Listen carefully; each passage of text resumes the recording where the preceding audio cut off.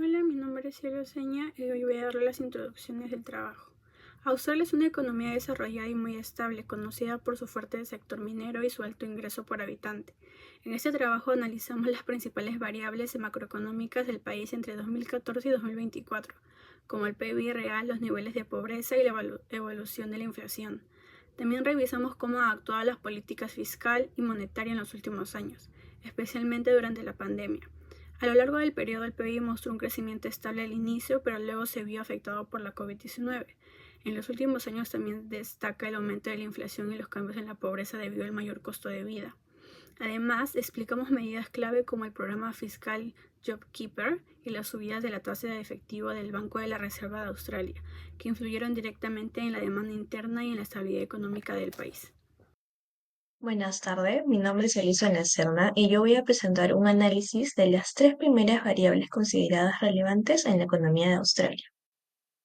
En la tabla 1 observamos la evolución del PBI entre 2014 y 2024, mostrando un crecimiento sostenido con una caída puntual en el año 2020. Y en la figura 1 podemos apreciar la contracción por la pandemia y la posterior recuperación. La tabla 2 presenta la evolución de los niveles de pobreza, mostrando variaciones moderadas pero persistentes a lo largo del periodo. En la figura 2 se puede apreciar el marcado incremento en los años posteriores a la pandemia.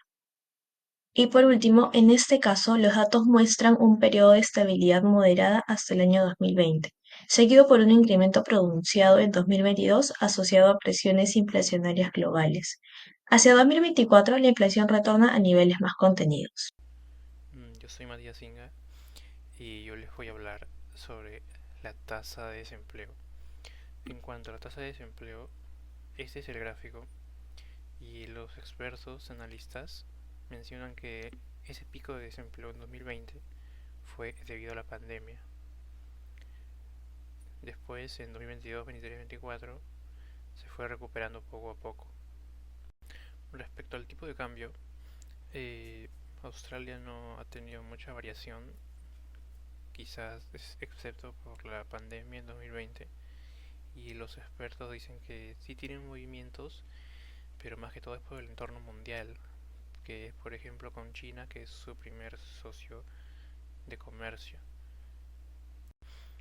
En cuanto a la balanza comercial de Australia, se registró superávit de 2014 a 2019, distribución variable según precios commodities, hierro, carbón y gas. De 2021 a 2022, fuertes volúmenes de exportación y precios altos mejoraron la balanza. De 2023 hasta 2024 se reportaron superávit en la balanza de bienes y servicios. Por ejemplo, en el 2024 mostró saldo positivo.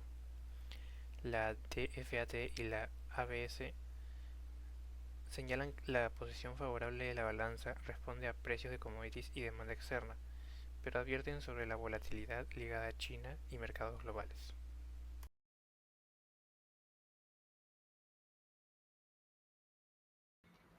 En cuanto a la política fiscal, destacamos el programa JobKeeper, implementado durante la pandemia. Este fue una medida expansiva clave que, según el Tesoro australiano, logró salvar aproximadamente 700.000 empleos. Básicamente, el gobierno subsidió salarios para mantener la conexión entre empleados y empresas, evitando que la tasa de desempleo se disparara por encima del 10% en el peor momento de la crisis. Por el lado de la política monetaria, identificamos un cambio realmente drástico. Para frenar la inflación reciente, el Banco de la Reserva aplicó una política contractiva, elevando la tasa de interés desde un mínimo de 0,10% hasta el 4,35% actual.